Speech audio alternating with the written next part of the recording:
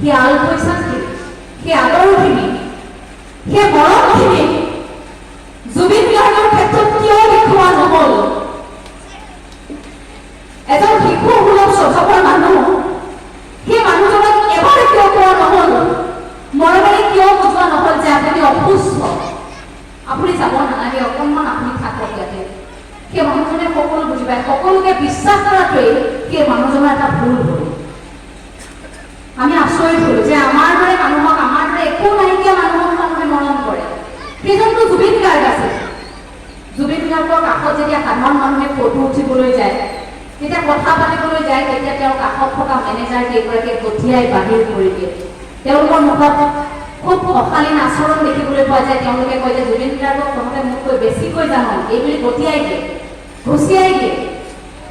সেয়া তেওঁলোকৰ আচৰণ আছিল। আৰু সেই কেইগৰাকীয়ে শেষ মুহূৰ্তত সাগৰৰ মাজত যিটো দৃশ্য আমি দেখিলো, বাতৰি পঢ়ি থাকোঁতে সেইখিনি মুহূৰ্তত সেই দৃশ্যটো দেখি কৰবাত সাংবাদিক হিচাপে খুব বিফল হৈছিল যে জুবিন গাৰ্গৰো এনেকৈ মৃত্যু হয়নে? মোৰ মৃত্যু হ'লেও মই এনেকৈ মানি ল'ব পাৰিম, মোৰ মা দেউতাই মানি ল'ব পাৰিব, আপুনি মই সাধাৰণ মানুহ, আমাৰ মৃত্যু হ'লে আমি মানি ল'ব পাৰিম, কিন্তু জুবিন গাৰ্গৰ কেনেকৈ মৃত্যু হয়? মাছ সাগৰত এজন মানুহক তিল তিলকৈ মৰিবলৈ তেনেকৈ মানুহে কেনেকৈ ঠেলি দিব পাৰে?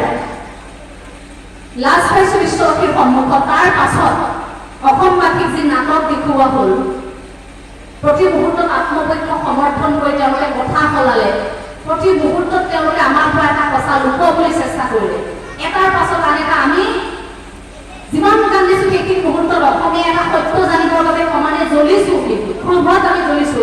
আমি সঁচাটো জানিব লাগে। আমাক ৰাইজে গালি পাৰিছে সংবাদ মাধ্যমত, বাতৰি পঢ়ি আছো, তাত কমেণ্টসমূহ দেখি থাকো। আমাক কয় যে তোমালোকে কি কৈ আছা, তোমালোকে আমুকক কিয় নুসুধা, এইজনক কিয় নুসুধা, সেইজনক কিয় নুসুধা? প্ৰথমে ভাবি আছিল সংবাদ মাধ্যমে TRPৰ কাৰণে এই খণ্ড খণ্ডকৈ ভিডিঅ'বোৰ দি আছে, কিন্তু জুবিন গাৰ্গৰ প্ৰত্যেকগৰাকী অনুৰাগী সংবাদ মাধ্যমৰ প্ৰত্যেকগৰাকী কৰ্মী হৈছে। গতিকে আমি যেতিয়া কাম কৰিছো সেইখিনি মুহূৰ্তত আমি জুবিন গাৰ্গৰ অনুৰাগী হৈ কাম কৰিছো সেইখিনি মুহূৰ্তত। গতিকে সেইখিনি মুহূৰ্তত আমি সেই সঁচাটো জানিবলৈ আপোনালোকে যেনেকৈ চেষ্টা কৰিছে, আমি প্ৰতি মুহূৰ্তত চেষ্টা কৰিছো। মই বেলেগ চেনেলৰ কথা ক'বলৈ নাযাওঁ, প্ৰত্যেকেই কষ্ট কৰিছে, কিন্তু MD24 আমি সেই 19 তাৰিখৰ দিনটোৰ পৰা আজিৰ এই সময়খিনিলৈকে সংবাদ মাধ্যমত মই পোনপটীয়াকৈ নাম উল্লেখ কৰি সেইসকলক কৈছিলোঁ যে যিসকল সেইদিনা ঘটনাস্থলীত উপস্থিত আছে, আমিবোৰে যদি সেইসকলক গাপ দিওঁ, এই ডাঙৰ ডাঙৰ যিবোৰ সততে ডাঙৰ ডাঙৰ মানুহ বুলি কৈ থোৱা হয়, সেই মানুহবোৰৰ যদি আপোনালোকৰ নামবোৰ নলওঁ, পৰৱৰ্তী সময়ত সেই ডাঙৰ ডাঙৰ মানুহবোৰ আকৌ উভতি আহিব। উভতি আহি তেওঁলোকে জুবিন গাৰ্গৰ নামত শ্ৰদ্ধাঞ্জলি অনুষ্ঠান পাতিব, দুটা বঁটা দিব। তাৰপাছত আমি এই অসমীয়াই ধান খেৰৰ জুইৰ দৰে আমাৰ আৱেগ, আমি সেই আৱেগত উঠি ভাঙি সকলো পাহৰি গৈ হাত তালি বজাই থাকিম তাত, বা এওঁ পাহৰি যাম যে এওঁলোকৰ ভুলৰ বাবে আমি জুবিন গাৰ্গক হেৰুৱাইছিলোঁ। কাৰণ আমাৰ আৱেগটো দুদিনীয়া, আমি অনুষ্ঠান পাতি মাতাল হৈ যাওঁ দুদিনত, ক'ব নোৱাৰা হৈ যাওঁ, পাহৰি যাওঁ সকলোবোৰ। গতিকে সেইটোৰ সুযোগ সুবিধা যাতে নলয়, তাৰ বাবে আমি এতিয়া সক্ৰিয় হৈ থাকিব লাগিব প্ৰতি মুহূৰ্তত।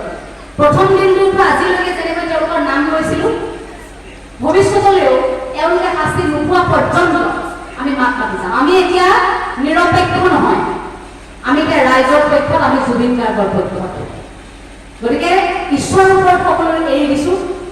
যদি কিবা কাৰণত এওঁলোক বাচি যায়, যদি কিবা কাৰণত তেওঁলোকে ন্যায় নোপোৱাকৈ আমাৰ প্ৰাণৰ শিল্পীগৰাকীৰ মৃত্যুত খেলা কৰা এইসকল ব্যক্তি যদি বাচি আহে, তেন্তে মনত ৰাখিব, ঈশ্বৰে এওঁলোকক কেতিয়াও ক্ষমা নকৰে।